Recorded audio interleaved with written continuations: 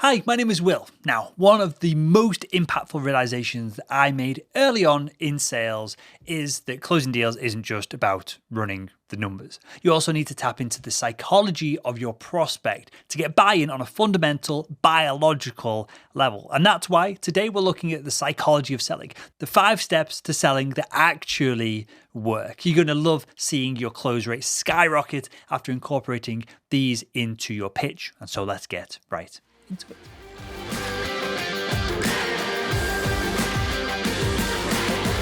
Now, how many times during a sales call have you heard, well, just let me check the numbers and get back to you, or the numbers just don't really work at our end. Numbers. And because of this, most sales reps think that closing B2B sales is all about the numbers. That is not true. And your numbers are related to how your product relates to the logical side of your buyer's brain. We're not going to cover that in this video. We're going to go a few steps deeper. Because what a lot of sales professionals miss out on is the emotional aspect of the deal. Now, sure, there's a big place for logic when it comes to sales. But really, when it comes down to it, really when people are making decisions, we make decisions based on emotions. President and CEO of Whetstone, Adrian David, broke it down for us in this recent Salesman podcast interview. Fundamentally, we make decisions emotionally. And if all we're doing is spouting features and benefits, we're really engaging the logical part of the brain. The logical part of the brain does not make decisions. It analyzes and it captures information to weigh pros and cons, but decisions are made emotionally.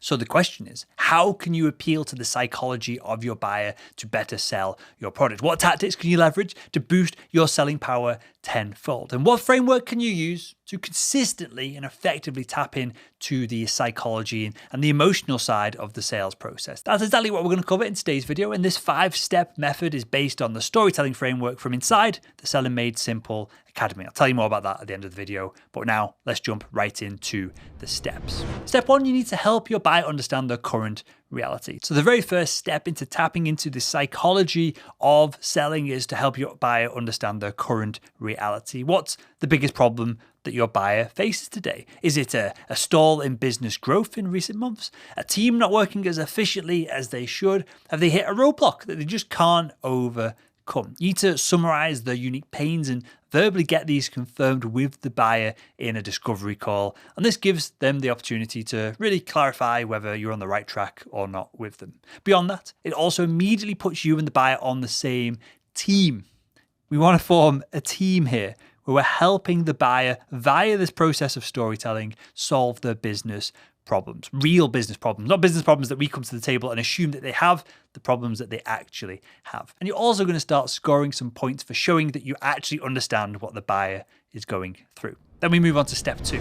We're going to make them feel the pain of the reality that they're living in. So next up, we're going to make them feel this pain, this unresolved pain of the current reality that they're living in. This is also known in marketing as agitating the pain. Copywriters also call it agitating the pain as well. And this step is essential because we're going to start engaging the emotions of the prospect. So ask yourself as you go through these conversations with the buyer, what are the consequences of the pain that the buyer is in? Who do they look stupid in front of because of the pain of this problem? Who is judging them in the account, out of the account? Is their husband or wife on their back over all of this? What's truly on the line if this problem goes unresolved? Acknowledge these consequences with the buyer. Bring them up. Don't shy away from this. If the buyer is in a real shitty situation, tell them that they're in a really shitty situation. Make it real for them. And let them know that you understand the stakes of their decisions as well. And don't just stick to monetary consequences here either. There's reputation, career advancement, bragging rights, and much, much more beside just the money side of things that we all seem to focus on in sales. So now that you've identified the buyer's current reality and you've agitated the pain points, it's time to move on to step 3. And step 3 is outlining what is stopping the buyer from moving forward. Now, outlining the barriers, or we call them inside Selling Made Simple Academy, the blockers that are stopping the prospect moving forward, adds a ton of emotion to the sales process. In most cases, these barriers fall into one of 5 specific categories. And step 3, this step right here, involves pointing out which of these barriers is likely blocking your buyer from moving forward. And of course, I go into far, far greater detail about these 5 forces in the storytelling framework in the Selling Made Simple Academy. training program. If you want to learn more about that, just click the link in the description below and book a call with us, and we'll see if you're a good fit to work with us. But in the meantime, the 5 barriers are what we call, number 1, selection overwhelm. This is when a buyer has a problem and they know that there's tons of solutions, but there's too many choices for them. And so it's tough for them to know what to move forward with and what is the best option for them. This is a great opportunity for you to come in and remind the buyer of your unique value proposition and to break them through this barrier right there. Then we have confirmation bias, and this is the mind's tendency to stick to our previous decisions and defend them wholeheartedly. You do this, I do this. You see this in politics, you see this in sales, you see this absolutely everywhere. And sometimes pointing out these biases is alone enough to make the buyer move from one side of these blockers to another and seriously consider switching solutions.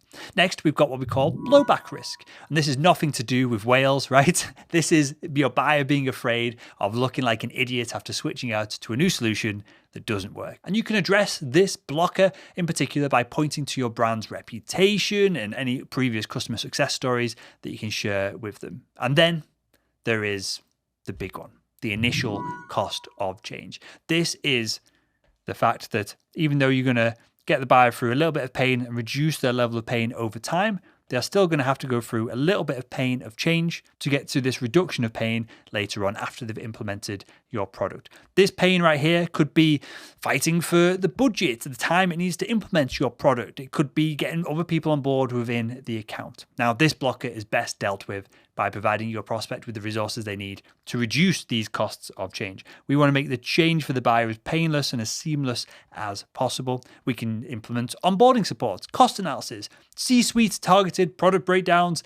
We can get involved with the C-suite directly ourselves. We can consult with them, and we can reduce the impact of this blocker on the buyer moving forward emotionally as well. And there is one other success blocker. We call this, and it's a big, massive wall here. It's when the buyer is lost.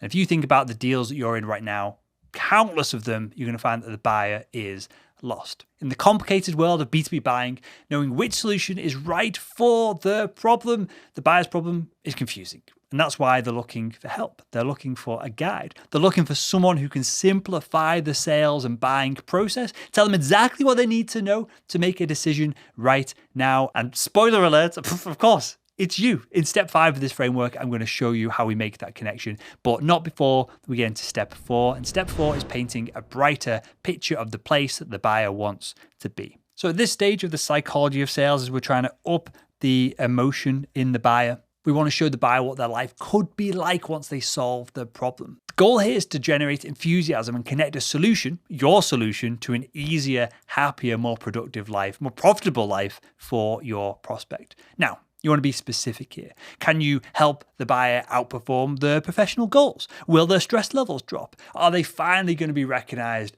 by that boss that they just crave for the attention from? And they've been doing this for decades now. This is a powerful step, so powerful, again, in building this emotion. Because us humans, you, I, everyone else included, we're not very good at envisioning the future. As Joey Coleman put it on the Salesman podcast, they can see the present, they can see the past. They really struggle to see the future. And what a before and after picture allows someone to do is think of the present photo, the after photo, as the future.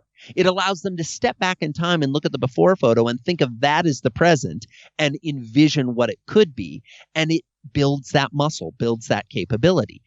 There are a handful of folks that are really good at this. Designers, lots of times people who work in fashion or in the arts are very good, science fiction writers at doing this type of envisioning. But the average human being is not good at this. That's why I think that salespeople have an opportunity, and I would dare say maybe even a responsibility, to preview the future for their customers that their customers aren't going to be able to envision on their own. So once you've illuminated the buyer's future self, their future reality, you've made it so real and emotional and visceral for them, it's time for the final step of this framework, the final most important step of the 5 steps to selling with psychology. You need to build the reality bridge. So remember when I talked about this idea of the buyer being lost and needing a guide and someone to show them the way? Well, now is the time that you connect the dots. It's you. It was you all along, right? You can bridge the gap across the success blockers. It's you that can help them achieve their goals. You can take them from their current reality over to their bigger, brighter future reality, straight over or under or even through these blockers that are stopping the prospect doing it for themselves. It's you. You're the guide here in this story that can help them achieve their goals. It's you that can ensure implementing your solution goes seamlessly and the buyer gets the results that you promised. And it's you that can take them from where they are right now over all of this nonsense to where they need to be with all of their pains and problems solved. You're going to help them become the less stressed, more successful, mojito drinking versions of themselves that they imagined earlier on in the sales process. And all they need to do is sign that contract and start working with you. So you're going to find, if you go through each of these steps, if you uncover the buyer's current reality, if you start agitating that pain and start poking and prodding it and making it real and emotional for the buyer, if you highlight the blockers that are stopping the prospect solving this issue for themselves, because if they could solve it for themselves, they probably would have done by now. And then you get them to envisage this beautiful, brighter future reality where they're sat on a beach drinking mojitos, and then you take them from one side to the other with your product or service. Deals get done so quick, so easily, so seamlessly. So that's it for leveraging the psychology of selling. It's pretty simple, isn't it? Uncover the current reality, find the unresolved pain, agitate it, poke it, prod it, whack it over the head if you have to get that emotion built.